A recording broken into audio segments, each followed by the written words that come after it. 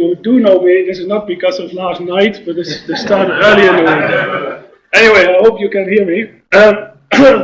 So this is a project we did 2 years ago with many people involved, some of you in this room. So the main focus of our research, of our group, is to understand cross-shore sediment transport better in order to develop better sediment transport formula, which are used in morphodynamic models. Now, here's a slice of the cross-shore zone showing a breaker bar, and within this region, sediment transport models, the current state of the art, in the shoaling zone, we understand the processes quite well, and sediment transport models do a reasonably good job. Things change in the breaker area, in the surf zone, where everything is non-uniform. We get the influence of breaking generated turbulence affecting near-bed processes. So in this region, there's still room for improvement. So our focus of the project is to understand the hydrodynamics and turbulence better in this region, particularly for a high spatial temporal resolution, because everything is so non-uniform. We focus in particular on boundary layer processes, which are important for sediment transport. That's where all the action takes place. We limited ourselves to irregular waves, so there's been a lot of work done, primarily in small-scale flumes on the hydrodynamics in the surf zone, but primarily for regular waves. So we're looking at irregular waves where you have time history effects and such. And within our team, there's a bunch of numerical modelers who are very interested in having high resolution data sets to develop these models. And I'll show an example of one of these models. So experiments done in the Barcelona wave flume. You all, I think, are familiar with the flume. For this experiment, there was a fixed bed in the flume. So this profile was generated from a previous research, which is still in the flume. It was generated by regular waves, generating a bar, and then putting a layer of concrete on top of the bar. So no sediments involved in this.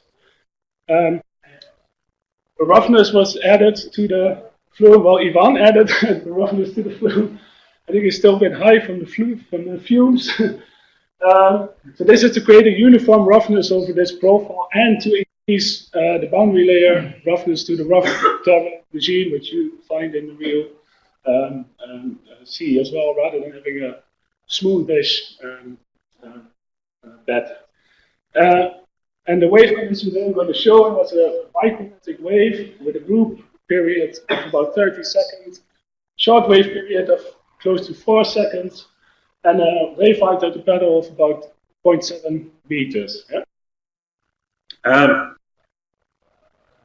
So moving on, in terms of the measurements, so here you can see the volume moves on the top of the flume, frame attached, kitted out with instrumentation, which you see here on your right. And just to highlight what I think is the importance of this transnational access project, we had a lot of equipment, we joined forces and kitted out this frame. The frame is vertically changeable, so with about a millimeter accuracy, so we can position it very accurately and measure within the wave boundary layer. The instruments I'll use in this talk are the ones on your left. So at the bottom we have two LBA systems measuring within the wave boundary layer, very small measurement volume, high sampling rates, higher up ADVs too, and even higher up to electromagnetic current meters. Yeah? So it's 6 instruments, and by moving the frame upwards, we can essentially measure profiles through the water column and at various X locations. So we also did water surface measurements with an array of acoustic gauges, resistive gauges, pressure sensors.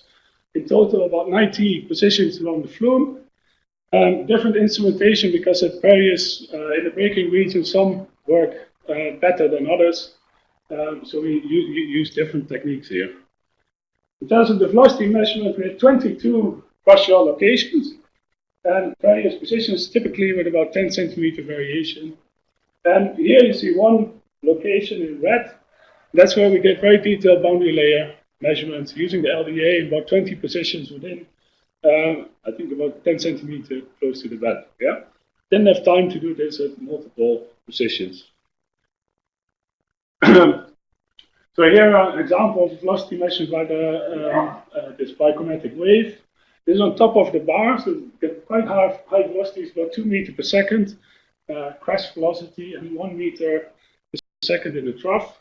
And the beauty of this regular bichromatic wave, it's still called irregular, of course it's not really random, but then we can ensemble average this wave. So you can superimpose them here, get the ensemble average shown in black here, and from this we can get our turbulent quantities. We can apply a Reynolds decomposition. This phase average velocity consists of the mean velocity and our fluctuating velocity, and that one we can split up again in a low frequency component, the group component, and a high frequency, so this regular wave of about 4 seconds. Yeah? You can do this with velocities, but also with TKE and other quantities. In addition, as I said, a couple of people in the group are doing two-phase flow modeling with an open foam-based RAND model. So they modeled the entire flume with a fixed bed, same wave condition. And the uniqueness of this model is that the turbulence model is a stabilized version. So I co-authored last year a very nice paper in JFM where they demonstrated that essentially all Reynolds models, turbulence approaches have a prediction of turbulence in the potential flow region, in the shoaling region. And this, there's a solution for this problem which was used in simulation shown here, and I show some examples what the effect of it is. Yeah? So the model was run for 20 wave groups. Last 10 wave groups were used to phase average model results. So here's some results of the water surface elevation measurement. So maximum wave height across the flume. This is the RMS of the water surface elevation. You see the wave shoaling, breaking, and dissipating, running up the swash zone. A couple of times here, this is close to the pedal. So you see the waves have been shoaling. It's first order wave generation, but it's already showing higher crest compared to the troughs. Close to the point of breaking, the waves are very asymmetric. So very the sawtooth type shape and very skewed, so a larger crest compared to trough velocities. And in the surf zone, after the waves have been broken, they're pretty much of equal height there, but still very skewed and asymmetric. Yeah? So this wave height increase is due to shoaling, because you don't see it back here essentially in the mean RMS water surface.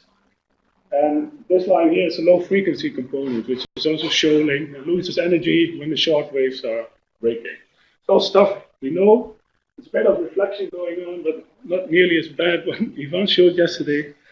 And it's mainly to the restricted to the steeper part of the flume. It's not affecting the post-breaking surf zone. So this is the model comparison. So now in red, we show the measurements again, and the black line is what the model does. So on top, this RMS water surface elevation, quite good. The model has also some reflection in it. Not quite identical because the incoming wave is not exactly the same as in the measurement, so small differences. But important is that the skewness and the symmetry, so the change of wave shape along the profile is quite well predicted by the model, as you can see here. Some very small discrepancies in close to the swash zone, where one of the waves that was not breaking in the model broke in the model, not in the experiment. So that's a small difference. But generally very good wave propagation and shape change. So this is an example of TKE from the measurement. So this is only the LDA measurement and the ADB measurement. So the electromagnetic you can't really get turbulence from. And we're mainly restricted below the wave trough. Right? Above the wave trough measurements are a bit complicated, and we don't have reliable measurements. What you see, a very concentrated high turbulence level in the braking region, of course. Very importantly, they reach the bar trough. And very close, we see the water column essentially is largely affected in the surf zone. Even before braking, you see the moment that the undertow is also carrying turbulence in offshore direction. Small high region here. This is bed generated turbulence in the boundary layer in the shoaling zone. Now this is the measurement. Look at what the model does here. So on top we have a stabilized model. The white markers are the measurements now again, profiles. The smaller markers are the model and the color contours in the back. Yeah. So in the shoaling zone, very good agreement. Very little turbulence essentially present, and higher in the in the surf zone and in the surf. Now, if we hadn't used this stabilized version, we got a lot of TKE being. I think it's the projection. You can still see the thing. Somebody blew.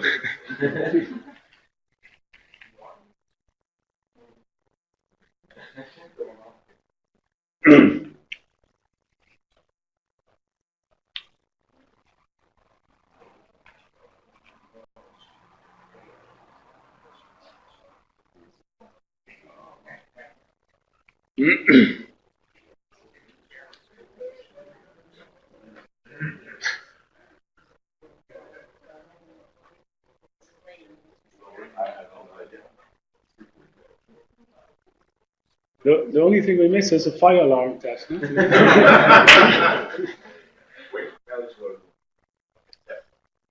Okay. So,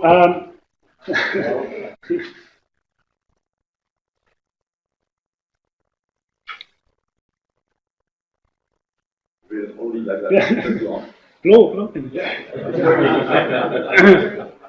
Can you put it on something?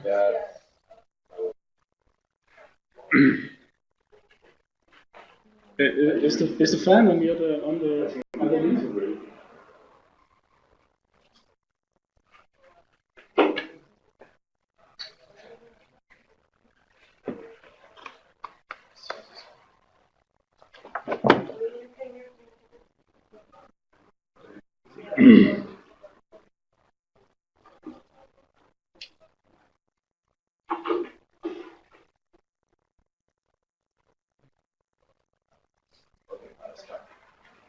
Okay, so this non-stabilized version of the model creates a lot of turbulence in the shoaling zone, which is really incorrect. And because the turbulence is already present in the waves, it carries this turbulence to the inner surf zone, which has much higher levels than in this function.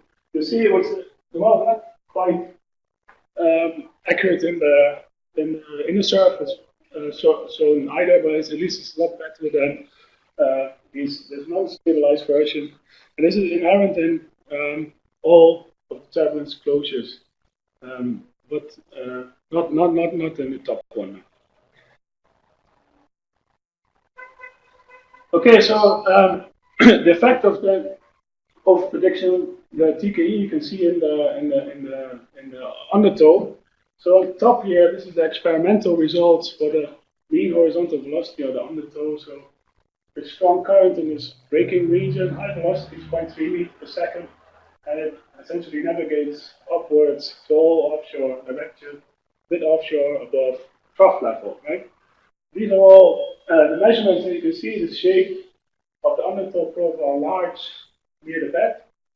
In the surface, in the shoaling zone, it becomes large on top, yes, but it's a kind of concave versus a convex profile.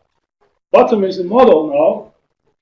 The white dots, the big dots, again, the experiment, and the smaller dots, the model, color contour as well. So the model does predict this shape change quite well. So going from this convex to concave profile. The green line, in this case, is now this non-stabilized version, and it keeps essentially the same profile. It doesn't predict this profile change. There's a lot of turbulence present here, which causes resistance to the flow, so the undertow remains close to the bed. Right? So this is the main effect of this overprediction of turbulence. Yeah. So finally, to finish up, this is an example of our boundary layer measurement, showing TKE to the group phase. So you see very much fluctuating at the short wave time scale. Yeah. This is 10 centimeters above the bed.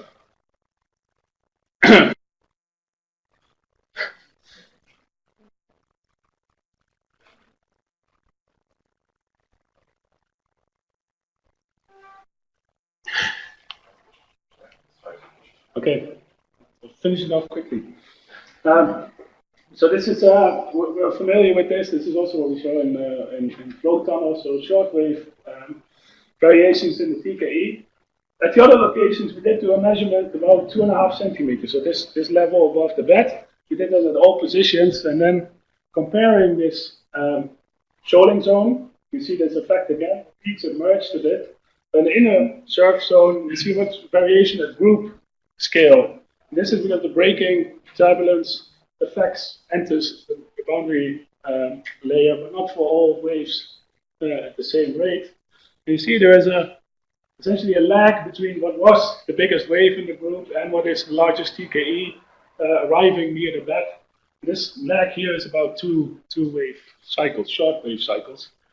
And this showed that essentially for the whole profile, this time lag, so 0 here is no lag, up to about 2 wave cycles. The dots are now the experiments, and the line is the model. Bit of discrepancy in estimating this time lag, but generally the same trend. I think I'll leave it with that. These are the conclusions. Thank you very much.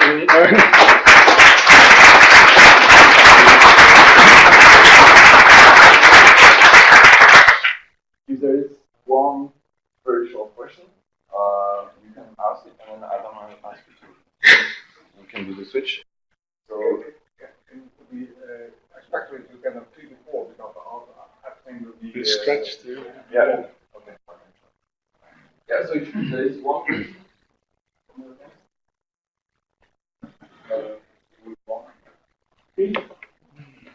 What was the difference between the stabilized and non-stabilized? Did you say it? Well, yeah, the non-stabilized, the eddy viscosity essentially exponentially increases. It doesn't happen, so at the beginning it's slow, but after many waves, you see it rapidly increasing. And what many previous studies of this kind of numerical wave tank have done, they've only simulated about 10 cycles, so it wasn't apparent, but it was present. But with these large groups and long simulations, you rapidly see it building up and crossing this. But it's essentially the eddy viscosity, and what the solution that presents is essentially putting a cap on that and maintaining that eddy viscosity remains